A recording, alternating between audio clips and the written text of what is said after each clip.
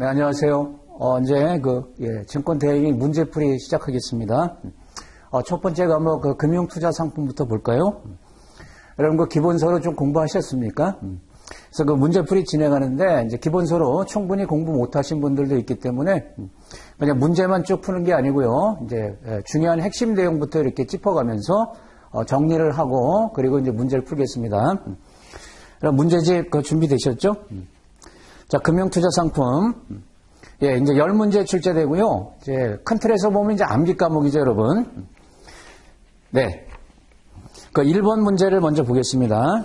핵심 정리 문제 이렇게 보시면 그 밑에 핵심 탐구 내용들이 있어요. 그걸 먼저 보고 관련된 문제 이렇게 진행을 하겠습니다.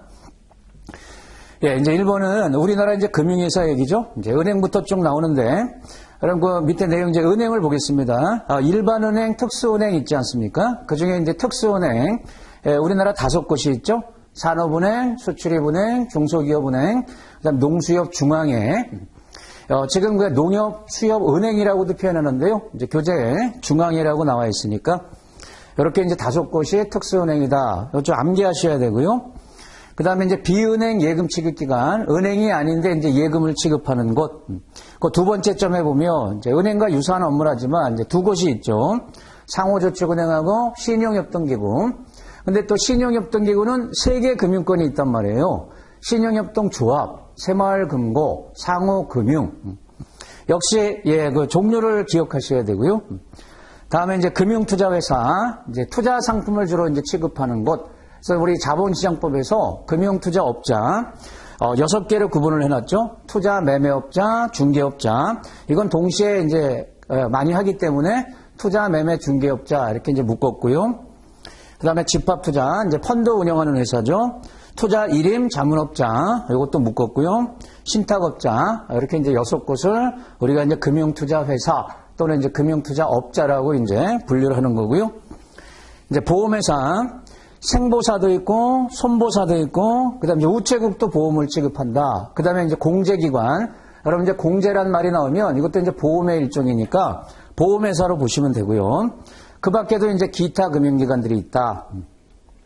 여러분 여기서 이제 출제되는 문제는 특정 금융기관이 어떤 일 하냐 이렇게 자세하게 내는 게 아니고 그 유형 나누는 거 대부분 이제 그런 형태로 출제되니까 이제 그렇게 기억하시면 됩니다.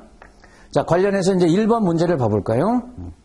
금융투자회사에 속하는 금융기관을 모두 골라라. 그 4곳 중에서 좀 전에 본 거 있죠, 여러분? 금융투자회사. 기업의 신탁업자. 예, 금융투자회사죠.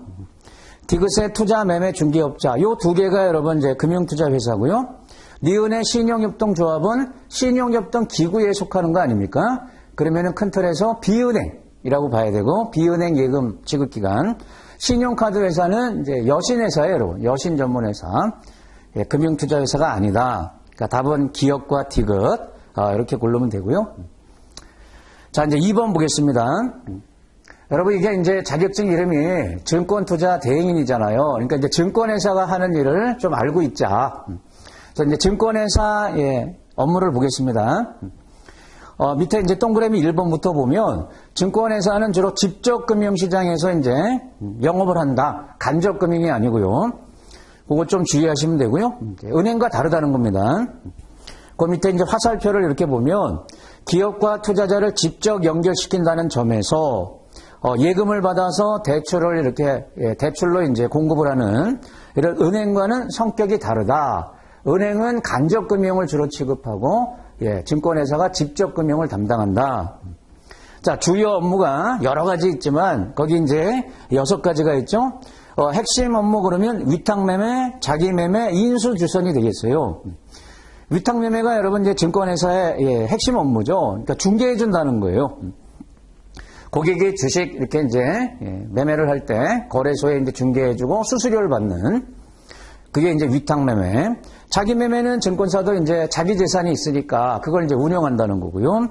인수주선은 이제 회사가 주식이나 채권 발행할 때 투자자 모아주고 그와 같은 일을 하는 거죠. 그 다음에 이제 펀드 판매에다 동그라미 있어요, 여러분. 펀드 운용이라 그러면 안 되고요. 운용은 집합투자업자가 하는 거고요. 이제 판매를 담당한다는 거예요. 그 밖에 레버 카운트, 이와 같은 이제 자산 관리 업무도 하고, 그 다음에 이제 신용 공여 업무도 합니다. 예, 이와 같은 6가지가 이제 증권회사가 주로 하는 업무다. 이렇게 이제 보시고요. 그 밑에 이제 선물회사 이제 파생상품 관련한 업무를 하는 거예요. 파생상품. 선물이 파생상품이잖아요. 자, 얘네들을 증권회사, 선물회사, 지금 이렇게 이제 표현을 하지만 법에서 보면 얘네들이 거기 제목에 있는 것처럼 투자 매매 중개업자가 되는 거예요. 그러니까 금융투자회사 중에서 투자 매매 중개업자에 해당하는 대표적인 금융회사가 증권사라는 거예요. 자, 문제 봐볼까요, 여러분? 증권회사가 고객에게 증권거래 관련해서 금전을 융자 또는 이제 유가증권을 대부하는 업무를 뭐라고 표현하냐? 좀 전에 6가지 업무를 봤는데 거기서 이게 이제 무슨 업무에 해당하는 거냐? 예. 판단 가능하시죠? 이게 이제 신용공여 업무입니다. 이게 이제 신용거래라는 걸 할 수가 있는데, 신용거래. 내가 이제 돈이 부족하면 증권사로부터 돈을 빌릴 수가 있고요. 또 실물 주식이 필요하면 실물 주식을 또 빌릴 수가 있어요. 그게 다 이제 신용거래에 해당하는데, 예, 돈을 빌리는 금전융자, 또 실물 증권을 이제 빌리는 대부. 이걸 이제 신용공여 업무라고 표현합니다. 신용공여. 됐죠? 자, 이렇게 하고요. 여러분, 거기에 이제 복습은 한번 하셔야 되잖아요, 여러분. 여러분이 이제 복습을 하시면서 그 각각 보면 거기 함정, 오답 피하기 이런 걸 이제 만들어 놨으니까, 예, 그런 것들도, 예, 꼭 좀 봐주세요. 주로 이제 어떤 말을 바꾸냐, 그런 것들을 미리미리 이제 알고 있으면 시험 볼 때 실수를 덜 할 수 있으니까, 예, 참고로 좀 봐주시고요. 제가 필요하면 그때그때 조금 이제 언급을 하겠습니다. 자, 이제 3번 가봅니다. 우리 이제, 그 투자 신탁과 투자 회사, 이제, 그걸 이제 정리를 하는데, 이게 이제 집합 투자업자가 이제 하는 일이죠. 집합 투자업자가 이제 펀드를 운영하는데, 우리나라 펀드는 여러분 설립 형태가 다양하지만, 예, 2가지가 있어요, 여러분. 투자 신탁이 제일 많고요. 그 다음 이제 투자 회사. 얘네들의 이제 차이점을 보자. 투자 신탁과 투자 회사 이런 말 나오면, 이거 펀드 얘기하는 겁니다. 펀드. 자, 투자 신탁은 계약형 펀드를 말하는 겁니다. 그러니까 집합투자업자, 자산운용회사죠. 그리고 이제 수탁회사, 재산을 보관 관리하는 이제 신탁업자를 얘기하는데 이 둘 간에 이제 신탁 계약을 체결해서 펀드를 만들고 수익증권을 발행해서 투자자한테 팔고 그리고 이제 들어온 자금으로 이제 운용 들어가는 거예요. 그래서 계약형 펀드라고 불러요. 그러면 누구와 누구 사이에 신탁 계약을 맺습니까? 그러면 집합투자업자와 수탁회사라는 거죠. 그리고 뭘 발행합니까? 그러면 이제 수익증권. 자, 이 투자 신탁에 이제 조직이 이렇게 나와 있는데, 예, 위탁회사가 있고, 수탁회사가 있고, 판매회사가 있고, 또 수익자가 있는데, 여러분 수익자가 투자자를 얘기하는 겁니다. 투자 신탁에서 투자자를 수익자라고 표현해요. 수익자. 그러면 위탁회사는 누굴 말하는 거냐? 자산운용회사를 말하는 겁니다. 집합투자업자. 그 다음에 수탁회사는 펀드 재산을 보관 관리하는 신탁회사를 말하는 거고요. 그 다음에 이제, 예, 펀드 우리 가입할 때 어디 가요? 판매회사 가잖아요. 판매회사들은 대표적으로 이제 은행, 증권, 이와 같은 것들 해서 이제 판매를 하죠. 반면에 이제 투자회사는 회사를 만들어서 자금을 모아서 이제 운용 들어가는 형태인데요. 투자회사라는 펀드는 상법상 주식회사입니다. 주식회사. 근데 임직원이 있다 없다? 없습니다. 서류상의 회사이기 때문에 임직원을 둘 수 없는 서류상의 이제 주식회사를 투자회사 이렇게 이제 표현하는 거고요. 그러다 보니까 거기 2번 했죠. 예, 자금을 운용 또는 보관, 모집, 판매, 투자자 모집 또는 판매, 기타 일반 사무 이런 것들을 아무 일도 할 수가 없죠. 임직원이 없으니까. 그래서 다 이거를 위탁 줘야 돼요. 예, 운용은 자산운용회사, 예, 그 다음에 보관은 자산보관회사, 판매는, 예, 판매회사, 그 다음에 일반 사무 처리는 또, 예, 일반 사무관리회사라는 데를 통해서 이렇게 위탁을 주게 돼 있다. 자, 위 문제 보겠습니다. 이제 투자 신탁에 대한 이제 문제죠. 설명으로 바르지 않은 것은. 여러분 이제 투자 신탁 그러면, 펀드, 이게 떠올라야 되겠죠, 여러분? 이게 신탁 상품인가? 그러면 안 돼요, 여러분. 신탁이라는 상품이 있잖아요. 근데 이제 그게 아니고 신탁 구조를 도입한 이건 펀드란 말이에요. 집합투자기고. 자, 1번. 투자 신탁은, 회사형 펀드다, 계약형 펀드다, 계약형 펀드라고 그랬어요. 그래서, 1번은 맞고요. 자, 수익자, 그러면 이게 투자자를 말해요. 수익증권을 취득하는 거다. 수익자인 투자자가. 맞죠? 참고로 여러분, 투자회사에서는 주식을 발행한단 말이에요. 회사니까 주식을 발행해서 투자자를 주주라고 표현해요. 주주라고 표현하고, 투자 신탁은 수익자라고 표현한다는 거예요. 2번도 맞고, 3번. 자, 수탁회사에서 신탁재산을 보관 관리한다. 신탁재산이 이제 펀드 재산인데요. 이거를, 자산운용회사가 갖고 있으면 안 되기 때문에 위험하다 이거죠. 그래서 반드시 수탁회사, 얘한테 이제 보관하게끔 하는 거고요. 자, 집합투자업자는 투자신탁에서 수탁회사의 역할을 담당하는 거냐. 이게 틀렸죠, 여러분? 수탁회사는 이제 3번 얘기하는 거잖아요. 이제 재산을 보관 관리하는 주체. 집합투자업자는 운영하는 주체잖아요. 그러니까 위탁회사 역할을 담당하는 거예요. 그러니까 이렇게 이제 주의하면 됩니다. 그게 이제 해설이 있죠, 여러분. 투자신탁 조직은 이제 위탁회사 그러면 신탁재산 운용을 담당한다. 그러니까 이제 집합투자업자를 얘기하는 거고, 수탁회사는 투자신탁재산 보관을 담당한다. 판매회사는 뭐 다 아실 거고요. 이렇게 이제 역할 분담이 돼 있다. 자, 4번. 우리나라 금융회사 중에 이제 기타 금융회사. 앞에서는 그냥 열거만 해놨는데, 여기서는 조금 이제 자세하게 보겠습니다. 금융지주회사, 뭐 여신전문회사 하나씩 보면, 자, 금융지주회사는 뭘 말한다? 그러니까 이제 꼭지점에 지주회사를 하나 만들고요. 걔는 이제 사업을 하는 게 아니고요. 영리 목적의 사업을 하는 게 아니고 밑에 자회사들을 지배하는 거예요. 철저히 주식이나 이제 지분을 통해서 밑에 이제 자회사를 지배하기 위해서 꼭지점에 이제 지주회사를 만드는 건데, 첫 번째 점에, 주식 또는 지분 소유를 통해서 무슨 회사를 지배하냐면 반드시 금융지주회사니까 금융 관련 회사만 지배할 수가 있어요. 금융 관련 회사. 일반 제조회사 지배하면 안 돼요. 비금융회사를 지배하면 안 되고요. 금융 관련 회사. 그리고 여러분 이제 금융은 돈이기 때문에 이제 일반 지주회사들도 있잖아요. 근데 이제 지주회사는 공정거래법에 의해서 이제 규제를 받는데 여기는 법이 하나 더 있다는 거예요. 금융지주회사법. 자, 이제 여신 전문회사 보겠습니다. 여신은 여러분들 우리가 수신 업무, 여신 업무 이런 표현 쓰잖아요. 그럼 금융기관 입장에서 돈이 들어오는 게 수신이고요. 금융기관이 돈을 빌려주는 걸 여신이라고 이렇게 표현하는데, 그러면 수신의 대표적인 게 뭐예요? 예적금이잖아요. 돈 들어오는 거. 그러면 여신은 대출이잖아요. 그럼 여기 여신 전문회사는 무슨 뜻이다? 수신 기능이 없다. 그러니까 예금 같은 걸 팔지 않기 때문에 돈이 들어오지 않는다. 여신 업무만 취급한다. 자, 두 번째 점에 세 개 회사가 여신 전문회사에 들어갑니다. 대표적으로 신용카드 회사. 여러분 신용카드 써보셨죠? 우리가 일시불 할부 현금 서비스 이렇게 하고 갚잖아요. 그러면 신용카드 회사는 처음에 빌려주고 시작하는 거란 말이에요. 또 할부금융회사, 리스회사, 요 세 곳을 여신 전문회사. 벤처캐피탈, 핵심이 뭐다? 고수익, 고위험 사업을 이제 시작하는 기업한테 자금을 빌려주고, 나중에 이제 회수하는 거다. 뭐 이런 느낌. 신기술 사업 금융회사, 뭐 중소기업, 창업 투자회사, 이 두 곳이 대표적으로 벤처캐피탈 회사고요. 그 다음 이제 대부업자. 대부업자는 누구한테? 신용도가 낮은. 그러니까 은행에서 돈 빌리기 어렵다 이거예요, 여러분. 은행에서 돈 빌리기 어려워서 신용도가 낮기 때문에 그런 소비자한테 큰 돈은 아니고 소액 자금. 소액 자금을 대부 또는 중개하는 회사다. 근데 여러분 이제 이 대부업이라는 게 문제가 많잖아요, 여러분. 돈 빌리긴 쉽지만 어떻게 돼요? 아주 고리잖아요.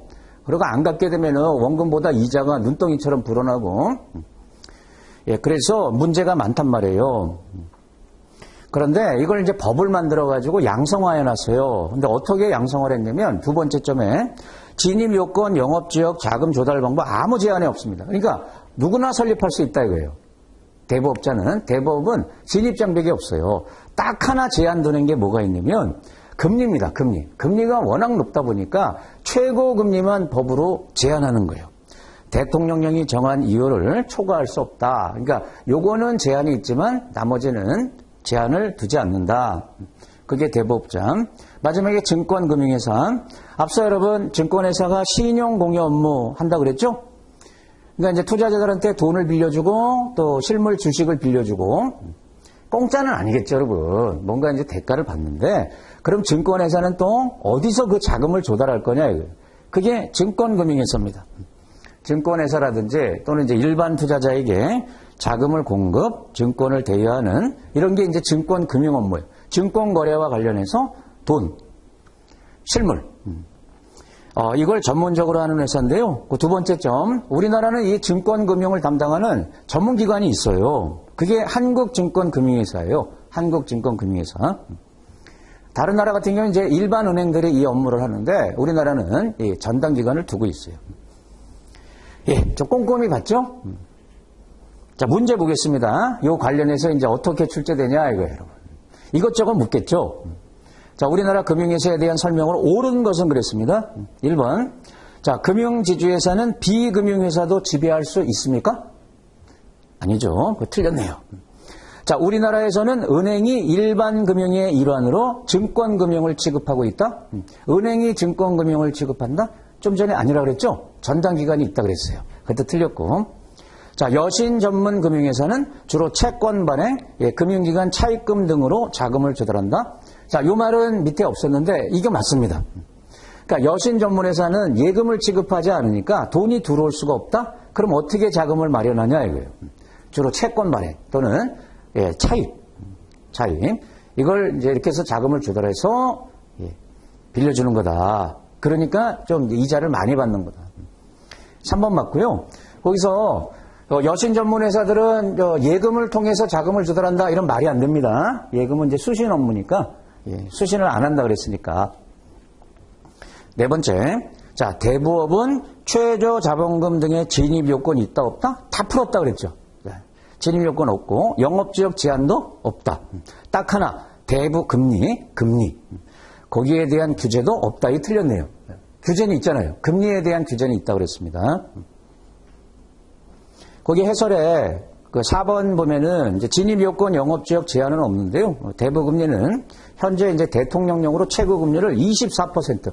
어마어마하죠, 여러분. 연 24% 이상 이자를 못 받게 이렇게.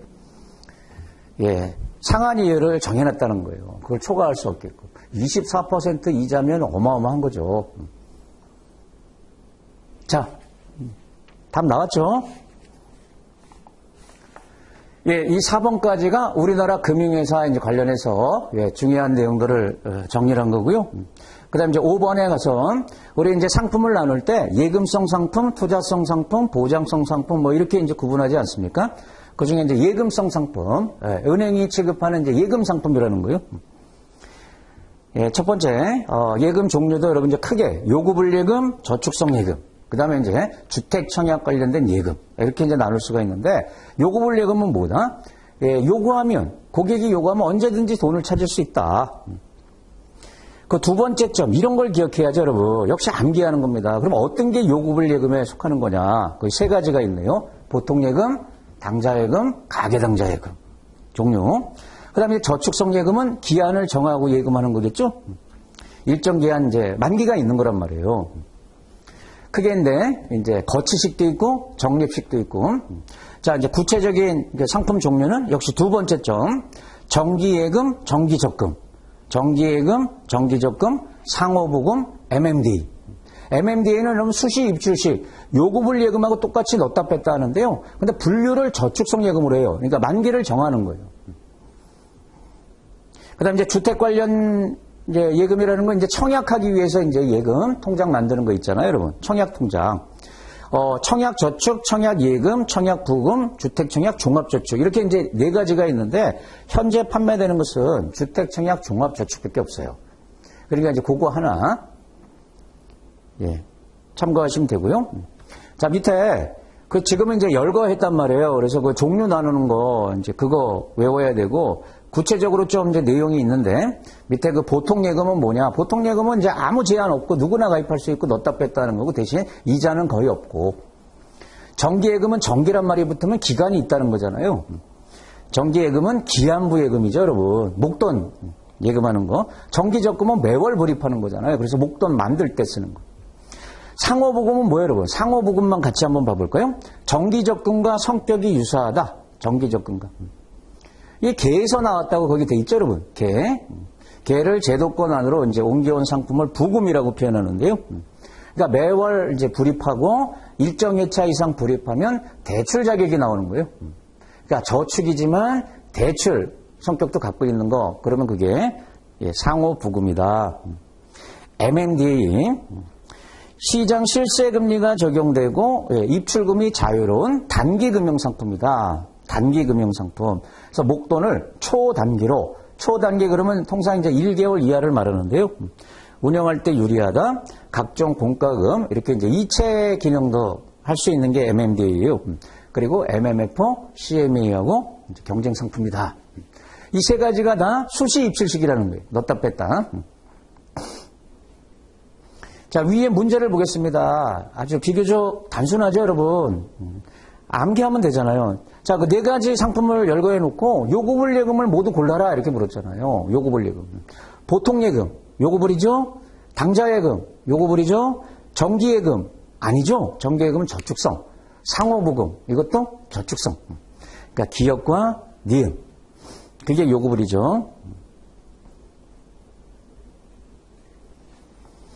자, 이제 6번에 여기서부터 이제 투자성 상품을 보겠습니다. 아무래도 여러분, 투자성 상품이 시험에 많이 나올 거예요. 왜? 그게 대세 상품이니까. 먼저, 투자성 상품 그러면 우리가 이제 금융 투자 상품을 두 가지로 나누잖아요. 증권하고 파생 상품. 그래서 이제 증권이라는 건 뭐다? 그러니까 금융 투자 상품이라는 것은 원본 손실 가능성이 있는데 원본만 손실 나면 증권. 원본 초과 손실을 날 수 있으면 그게 이제 파생 상품으로 이렇게 구분하는 거죠. 자, 증권은 뭐다? 원본 초과 손실 가능성, 다른 말로 추가 지급 의무, 이게 없는 금융투자 상품. 그러니까 원본 내에서만 손실 본다 이거예요. 원본이 원금하고 같은 말이죠. 원금. 자, 증권이 6가지가 있지 않습니까? 채무, 지분 이렇게. 채무증권은 여러분 채권 떠올리시면 되고, 지분증권은 지분, 이게 주식이잖아요. 수익증권 그러면 펀드, 펀드가 수익증권 발행하니까. 그 다음에 이제 투자계약증권 그러면 공동사업, 공동사업이란 말이 나오면 이제 투자계약증권, 뭔가 공동사업을 하기 위해서 증서를 발행할 필요가 있다. 그걸 갖다가 이제 투자계약증권으로 표현하고요. 제일 중요한 게 파생결합증권이에요, 여러분. 파생상품이 결합된 증권이다. 예, 이건 뒤에서 다시 한번 보도록 하고요. 거기 이제 상품을 봐봐요, 여러분. ELW, ELS. 그러면 이게 파생결합증권의 대표적인 상품들입니다. 그 다음에 이제 증권, 예탁증권. 예, 국가 이외의 국가, 다른 나라에서 발행하는 증권. 그러니까 여러분 이제 삼성전자가 미국에도 상장이 돼 있지 않습니까? 그럼 미국에서, 우리나라에서 원화로 거래하잖아요. 미국에서 뭐로 거래해야 돼요? 달러로 거래해야 된단 말이에요. 그래야 그 나라 투자자들이 편리하니까. 그럼 화폐를 전환하기 위해서 원주는 별도로 예치하고 또 다른 증서를 발행해야 된단 말이에요. 그걸 갖다가 증권, 예탁증권 이렇게 이제 표현하는 거예요. 영어로 DR이라고 합니다. DR. 그래서 거기에 ADR, EDR, GDR 그러면 이게 발행 지역에 따라서 A가 아메리칸이고 미국에서 발행하는 거고, EDR은 미국 외. 유럽이란 뜻이 아니고 유로. 그래서 이제 역외란 뜻이죠. 미국 외. 글로벌 GDR 이렇게. 이게 증권, 예탁증권이다.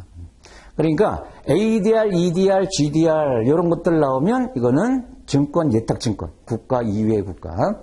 ELW, ELS 이런 표현 나오면 파생결합증권이다. 자, 그 다음에 이제 원본 초과 손실, 추가 지급 의무가 있는 금융투자 상품을 우리가 파생상품. 파생상품은 우리 자세히 다루지 않죠. 선도, 선물, 옵션, 수합.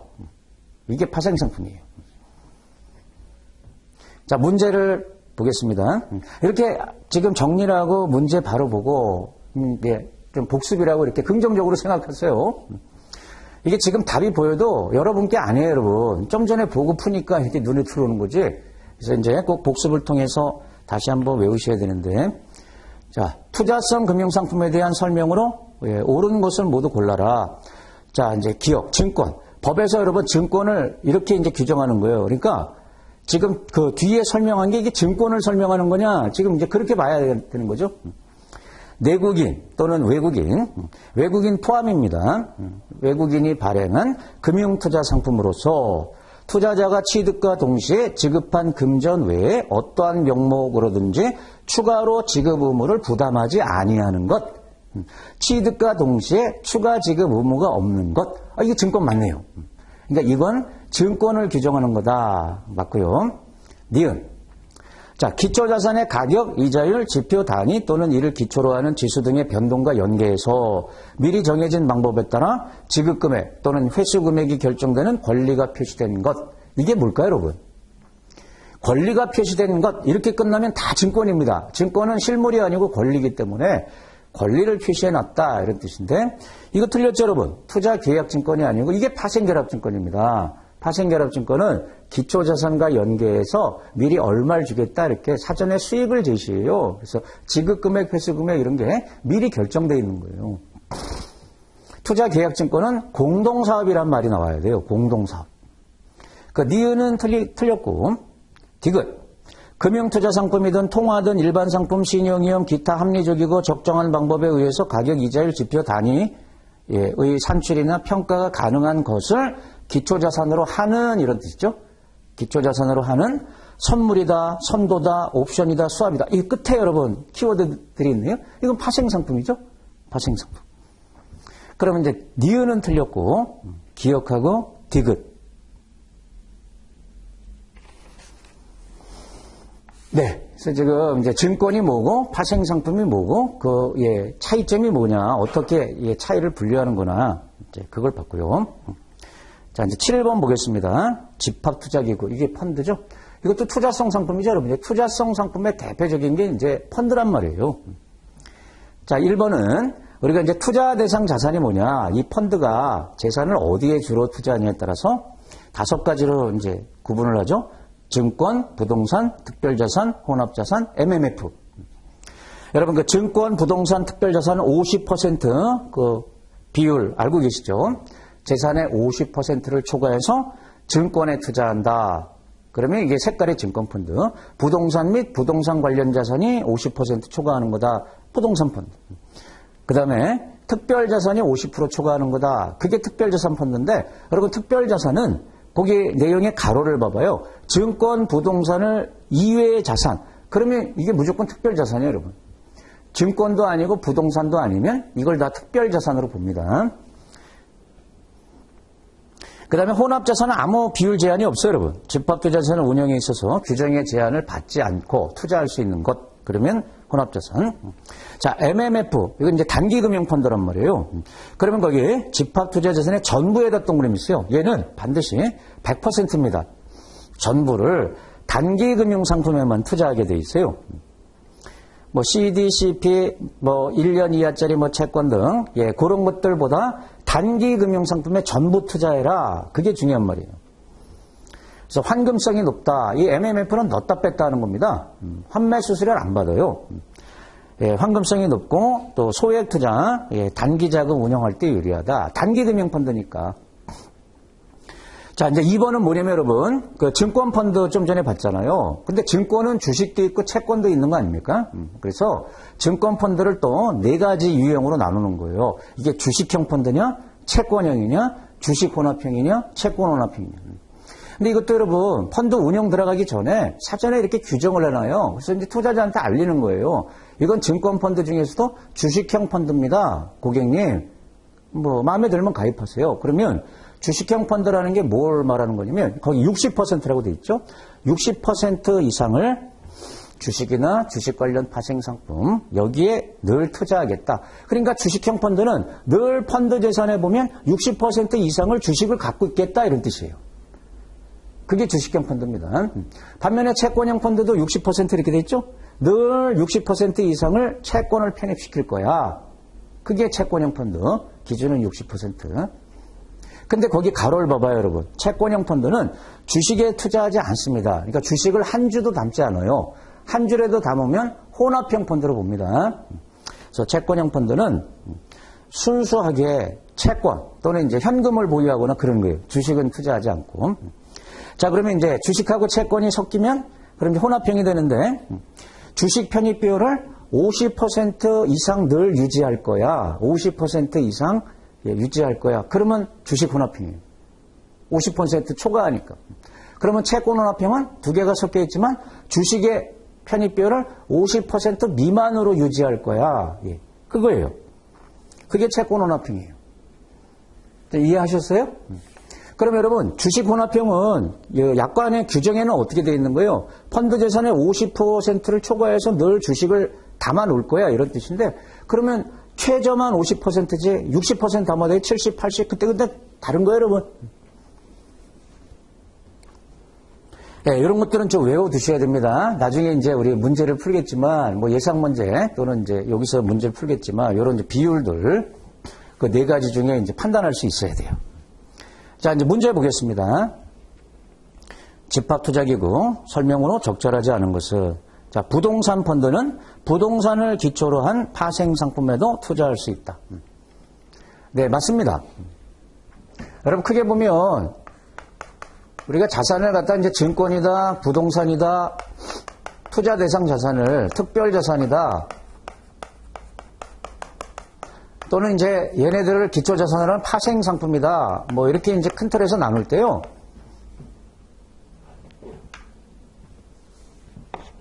그럼 이제 참고로 MMF 있지 않습니까? MMF란 펀드는 얘만 투자할 수 있어요. 얘네들은 투자를 못하게 해놨어요.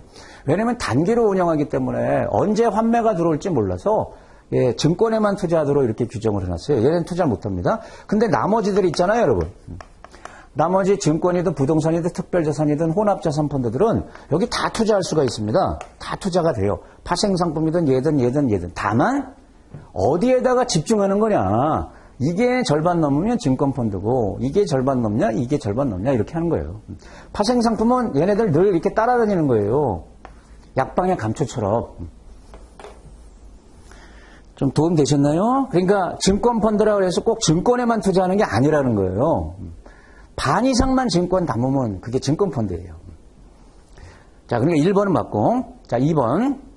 MMF는 자산 총액의 60% 이상을 단기성 자산에 투자한다. 60%입니까? 50%입니까?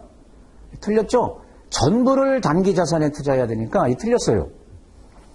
자산 총액의 전부를 단기 금융상품에 투자한다 그랬으니까 2번 틀렸고, 특별자산펀드는 자산 총액의 50% 초과해서 증권, 부동산을 제외한 자산, 증권, 부동산을 제외한 자산, 이게 특별자산이잖아요. 거기에 투자한다. 비율도 맞고 DMR도 맞고. 채권혼합형 펀드는 주식 비율 가지고 규정을 하는데 주식 투자할 수 있는 최고 편입 한도가 50% 미만이다. 맞죠? 50% 이상이면 그게 이제 주식 혼합형이 되는 거고요. 주식이 많으니까. 근데 주식 비율이 50% 미만이면 예, 채권 혼합형으로 분류해요. 조금 주의하실 것은 채권 혼합형을 채권 편입 비율로 따지지 않는다는 거예요. 주식 비율로 따진다는 거예요.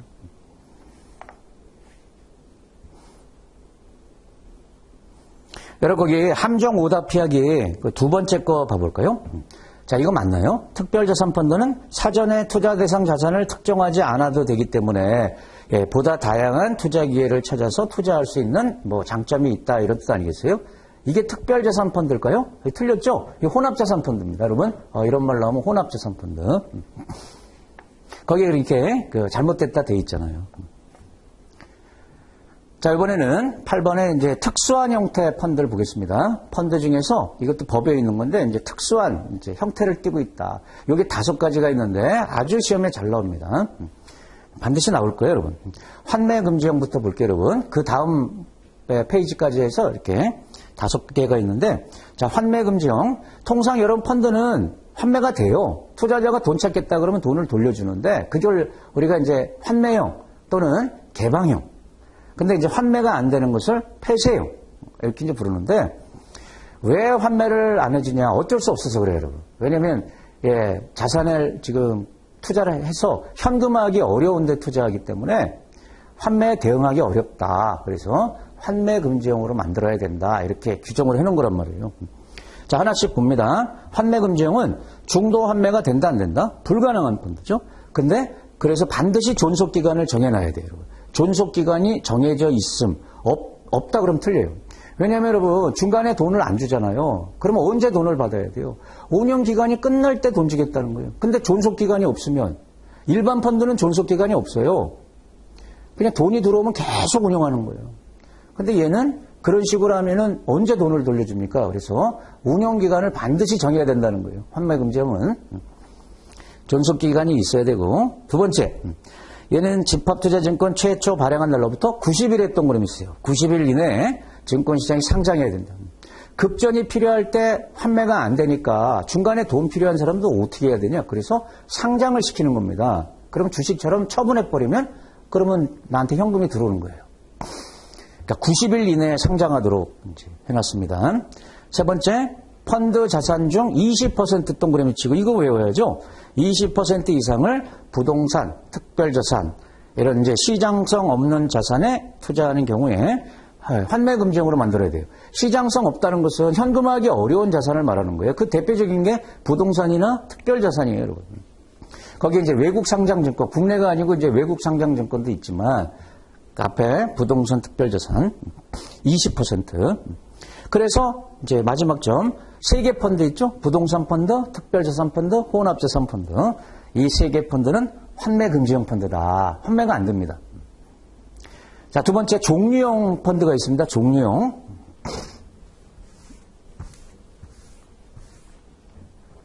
여러분 이제 기본서 공부하신 분은 복습이라고 보면 되겠죠? 한 번 더 복습하면 좋잖아요. 그렇지 않은 분은 요거 이제 설명 들으시고 이제 외우시면 되겠죠? 땡땡 종류형 펀드다 그러면 요 이제 하위에 이렇게 이걸 이제 클래스라고 불러요, 영어로. 우리말로 이제 종류. A 클래스, B 클래스, C 클래스. 그럼 얘는 뭐냐면 선취 판매 수수료, 후치로 수수료를 받겠다. 요거는 판매 보수를 받겠다. 이게 다 판매 관련입니다. 판매회사가 받는 수수료라든지 보수를 이렇게 구분해 놓겠다. 이거. 선취로 내고 싶으면 이걸 선택해라. 후치로 수수료를 내고 싶으면 이거. 보수를 내고 싶으면 이거. 등등. 그래서 투자자는 이걸 선택하는데요. 이걸 따로따로 운영하면 너무나 펀드가 많아지니까 운용은 여기서 해요. 운용은 한 군데서 하지만 이렇게 이제 일종의 출입문을 여러 개 클래스를 만들어 놓고 선택하게끔 하고 원하면 또 이걸 선취로 후치로 이렇게 갈아탈 수도 있고. 자, 우리 교재에 자세한 내용이 없어요, 여러분. 기초 개념 정도만. 그래서 종류형은 동일 투자기구 내에 하나의 펀드인데요. 동일 투자기구인데 그 안에 다양한 판매라는 말에 동그라미 있어요, 여러분. 판매 관련 보수 수수료 구조를 가진 클래스를 만든 펀드다. 이게 뭡니까? 그러면 종류형 펀드. 자, 보수 또는 수수료 차이에서 발생하는 신규 투자기구 설정을 억제하고 여러 클래스에 투자된 자산을 합쳐서 운영함으로써 한 군데서 규모의 경제 이런 말 나오면 종류형입니다. 규모의 경제를 달성하는 거다. 다음에 이제 전환형. 전환형도 요거랑 구조는 비슷해요. 이렇게 땡땡 전환형이다 그러면 요 밑에 이건 이제 세트라고 불러요, 여러분. 펀드 세트를 만들어놔요. 우산처럼 이렇게 우산살처럼. 이건 뭐 주식에 투자하는, 채권에 투자하는, 이건 뭐 MMF 형태. 예를 드는 겁니다. 이런 식으로 만들어 놓고 투자자가 이 중에서 선택하고 마음에 안 들면 전환하는 거예요. 이렇게 전환할 수 있다. 투자자한테 전환권을 주는 거예요. 그럼 이게 무슨 메리트가 있는 거냐? 메리트가 있죠. 일반적으로 내가 주식형 펀드 가입했다가 채권형 펀드로 갈아탈라 그러면 이거 환매 신청하고 새로 투자해야 되니까 그 과정에서 수수료 발생한단 말이에요. 근데 이거는 수수료 없이 전환권을 주는 거예요. 투자자한테. 자, 다양한 자산, 투자 전략을 가진 투자기구를 묶어서 밑에 이제 여러 개를 만들어 놨다 이거예요. 하나의 투자기구 세트를 만들고 투자기구 세트 그러면 이게 전환형. 투자자는 그 세트 내에 교체 투자를 할 수 있다. 이 전환을 이제 교체 투자하는 거다. 자, 중요한 것은 그 밑에 교체 투자를 할 때 환매 수수료 낸다 안 낸다? 안 내는 겁니다. 부과하지 않는다. 자, 문제를 통해서 다시 한번 확인해 보겠습니다.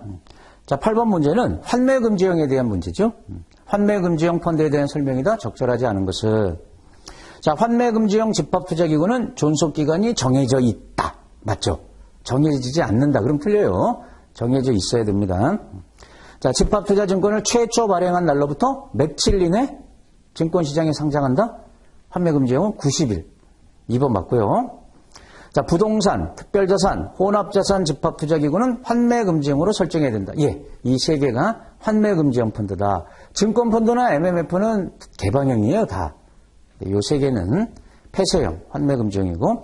4번, 집합투자기구 중 10% 이상을, 10%입니까? 20%라고 그랬죠? 그거 틀렸네요.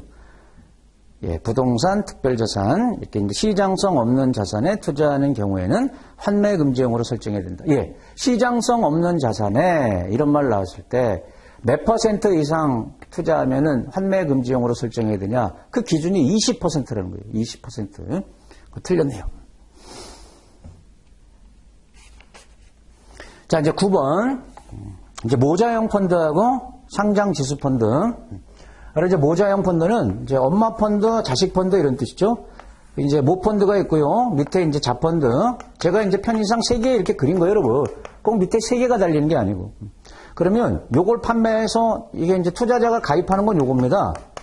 판매되는 건 반드시 자펀드예요. 그럼 자펀드로 돈이 들어오면 얘네들이 직접 그걸 운영하는 게 아니고 이 모 펀드에 투자하는 거예요. 엄마 펀드에. 그럼 운용을 여기서 해요. 그러니까 실제 운용 또는 투자는 엄마 펀드가 담당하고 판매는 자식 펀드가 담당해서 들어온 돈을 모 펀드가 효율적으로 운영하려고 이제 이렇게 구조를 띄는 거예요. 자, 모자형 펀드 봅니다. 동일한 자산 운용사에 동일한, 요거는 여러분 반드시 한 운용사 거래야 돼요, 여러분. 혈연 관계니까 동일 운용사 거다. 집합투자기구를 상하 구조로 나눠서 위아래, 그러면 모자. 하위, 예, 집합투자기구 증권을 예, 투자자에게 매각하고, 예, 하위 펀드를 판매하는 겁니다. 자식 펀드. 매각된 자금을 거의 대부분 상위, 엄마 펀드에 투자하는 형태. 그럼 모자형. 자, 실제 증권에 대한 투자는 상위 펀드에서 예, 발생한다. 요거 꼭 기억하셔야 돼요, 여러분. 판매는 자펀드. 실제 투자는 모 펀드. 이거 바꾸면 안 됩니다. 그 바꿀 가능성이 높잖아요, 여러분. 그리고 거기 3개, 모자형 구조는 이 3가지를 충족해야 돼요. 모자형 펀드라 그러면 1, 2, 3. 자펀드는요, 모 펀드가 발행하는 집합투자증권에만 투자해야 된다. 그러니까 자식 펀드는 예, 자기 엄마 펀드에만 투자해야 돼요. 옆집 펀드에 투자하면 안 돼요, 여러분. 그리고 엄마 펀드도 마찬가지예요. 이번에 예, 자펀드 이외의 자는 모 펀드 집합투자증권 취득 불가다. 그러니까 엄마 펀드도 자식 펀드로부터만 투자를 받는 거지 옆집 자식한테 받으면 안 된다. 그리고 3번, 이 모자는 혈연 관계니까 얘네들은 반드시 집합투자업자가 동일해야 됩니다. 동일한 이제 집합투자업자 내에 이렇게 상하로 나누는 거예요. 자, 이제 마지막에 ETF라는 거 있습니다. 상장지수펀드. 아예 펀드 자체가 상장되어 있는 거예요, 여러분. 그러니까 판매회사를 통해서 가입하고 판매하는 게 아니죠. 주식처럼 시장에서 이제 매매하는 펀드. 그게 ETF. 첫 번째, ETF는 무조건 인덱스 펀드입니다. 예, 특정 지수만큼 수익을 이제 복제하는 인덱스 펀드인데 거기에 개별 주식처럼 높은 환금성을 갖는다 이거예요. 왜냐하면 상장이 되어 있기 때문에 매매를 할 수 있어서. 그래서 인덱스 펀드 플러스 상장. 인덱스 펀드가 다 상장되어 있는 게 아니죠, 여러분. 근데 인덱스 구조인데 상장이 되어 있는 게 ETF죠. 두 번째, 그래서 특정 주가지수 움직임을 따라가도록 운영되는 거기 때문에 운영되는 것으로서 거래소에 상장돼서 주식처럼 거래된다. 자, 이게 뭐냐? 그럼 ETF. 증권거래세가 면제되기 때문에 거래 비용을 낮추는 효과가 있다. 여러분, 우리 주식을 이제 매매할 때, 주식 매도할 때 현재까지 여러분 그 증권거래세를 받잖아요. 그 주식 매도할 때는 증권거래세를 내야 되는데 ETF는 주식처럼 거래되는데 그 세제 혜택을 주는 거예요. 처분에도 증권거래세가 면제되니까 그 점에서 좀 이제 거래 비용을 낮출 수 있다. 면제됩니다.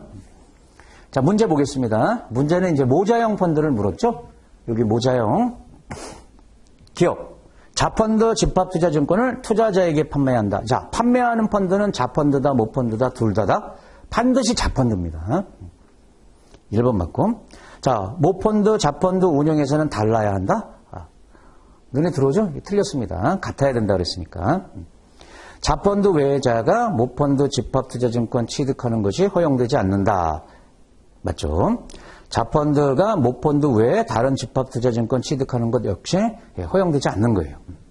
그러니까 1번, 3번, 4번 요 세 개, 요걸 아니 2, 3, 4, 2, 3, 4 그게 모자형 펀드가 갖춰야 될 요건이라는 거예요. 요건.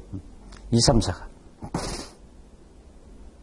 자, 10번 하나 이번 시간 더 해볼까요, 여러분? 10번까지 좀 정리를 해보겠습니다.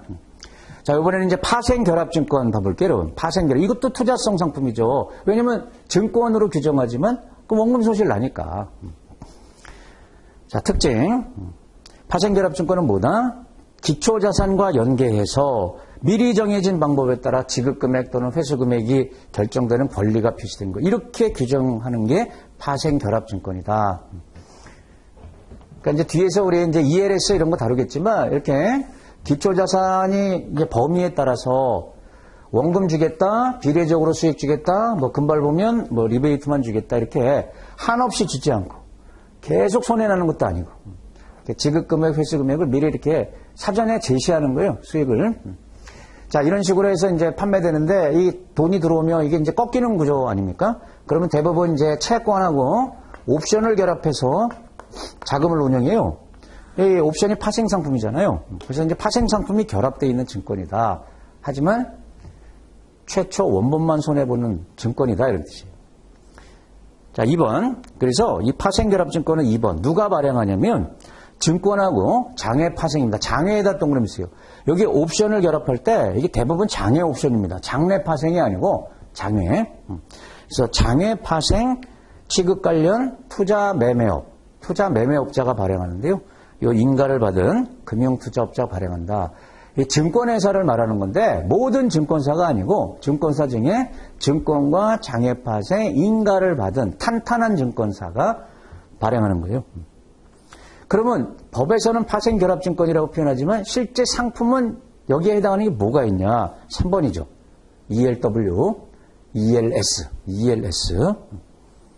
요 두 가지 꼭 기억하세요. 그 다음에 파생결합증권은 기초자산을 사전에 정해요. 기초자산에 따라서 이제 수익을 제시하는데 그 기초자산이 거기 5가지가 있는데 이걸 그냥 외우려고 하지 마시고요. 이게 포괄 규정하는 거기 때문에 제한이 없다 이렇게 보세요.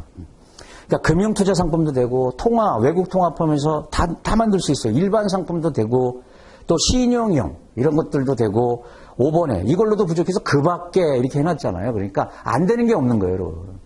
그 밖에 뭐 등등등등 이렇게 나와서 끝에 가보면 산출이나 평가가 가능한 것. 그러니까 뭔가 가치 변화를 평가만 할 수 있으면 다 기초자산으로 사용할 수 있다. 파생결합증권의 기초자산이 되는 거다.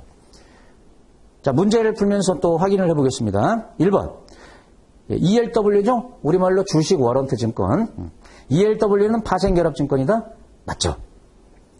ELF, 주가연계 펀드. ELF는 파생결합증권이다? 이건 틀렸죠, 여러분. ELS가 파생결합증권이고요. ELF는 F가 펀드잖아요. 얘는 파생결합증권이 아니에요.